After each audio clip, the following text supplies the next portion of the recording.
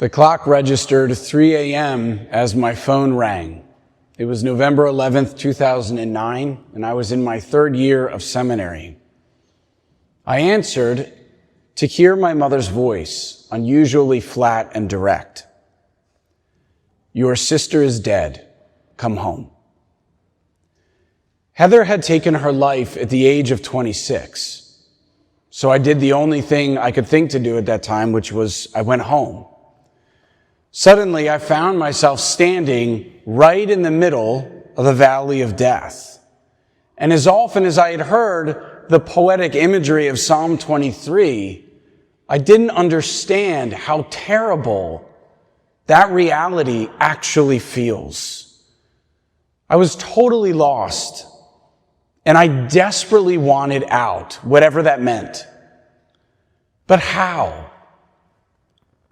Who will lead me along right paths? Where is the rod and the staff that give me courage? Before I could answer that question, Bishop McFadden walked right through my kitchen door, a man who literally carries a crozier. And just as God didn't prevent the psalmist from entering the dark valley, but instead accompanied him through it safely, so the bishop didn't come in and raise my sister from the dead, but he did sit with my family in the awkward silence. He comforted us with the gospel at a time when we needed hope. Then a little bit later, I left to attend daily mass. And there I sat feeling utterly defeated by death, yet totally surrounded by death's power, when my parish priest came out and he spread a banquet for me at the altar. And he gave me the Eucharist, eternal life itself, which took death captive in that moment and rendered it powerless in a way that surprised me, till I could take the psalmist's words and make them my own in ways I never realized would be possible in such a space. Only goodness and kindness follow me all the days of my life. And that was when I began to understand. Jesus meant it when he called himself the Good Shepherd. We see him intentionally living this out throughout the Gospels. He literally made the crowds lie down in green pastures when he would preach his sermons on grassy hills, and says of the crowds to the apostles, "Make them lie down." The Psalm says he refreshes my soul, but the Hebrew literally says he brings me back to life. And you think of the widow whose son had died and the funeral procession is going by and he restores the son to his mother, or Lazarus to his siblings.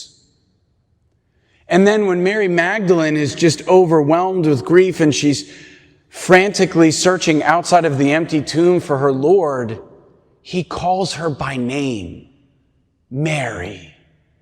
And she turns and says, "Rabboni," and she clings to him. The intimacy of the Good Shepherd lived out throughout his ministry. But today, in particular, he refers to himself as the gate, which is a way of saying he lays down his life.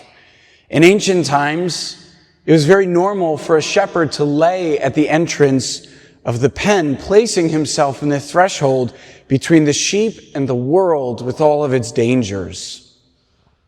And Jesus does this in amazing ways. From the cross, when he hangs between heaven and earth, that we could be reconciled to the Father, or when he's laid in the tomb between us and death, so that we would never arrive there alone. But this love that he gave to the world in his incarnation, he establishes for our good in every age, in and through the gift of holy orders. And I've experienced this personally in the darkest hours of my life, as I've shared with you. But I want you now to pause and think of your own life and the way that you have experienced the love and care of our Good Shepherd in and through the gift of the priesthood. When Jesus raised you to life in the restful waters of your baptism, when he anointed your head with oil at your confirmation, how he continues to spread a banquet in your sight every day in your own neighborhood at Mass.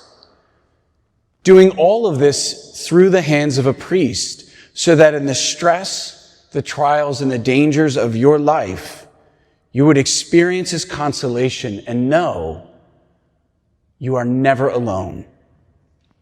And when life lands a few hits or sin leaves its mark, Jesus binds your wounds in confession and restores your joy to life in and through his priest. But the priest is also a gate.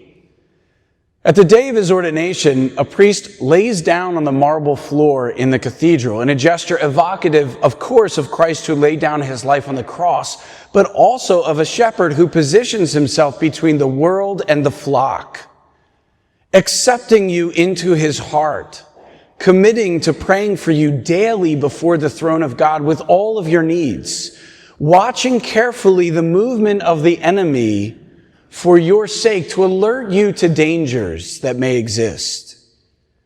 And as shepherds oftentimes were unmarried, so the priest has forsaken the natural goods of family life, that he could dedicate himself entirely to you.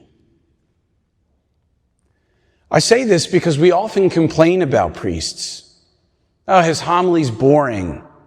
He made a judgment call I didn't like. He's not like the other guy that we really loved. And in fairness, some complaints are warranted. Priests make mistakes. They have bad days. It's true. But too easily, in the humanity of the priest, we lose sight of the divinity that's acting and the treasure that he really is to have in our midst. That among us there is a man who left the world behind him with its money, its opportunity, and even his own desires for a family, to live in a house that he doesn't own, in a neighborhood he didn't choose, to love a people that he's never met, so that he could shepherd them safely home, strengthening your hearts when they're weary, mending your spirit when it's broken, feeding you with supernatural bread, and all the while keeping you from harm, with the one singular hope that in and through his life, all would experience the love of Christ in the valley and make it safely to his kingdom. So I urge you on this Good Shepherd Sunday, pray for the priest who baptized you and gave you life, the priest who heard your confession that made you whole, who gave you your first Holy Communion, and who dedicates himself to you now, because through him, Jesus is guiding you to greener pastures.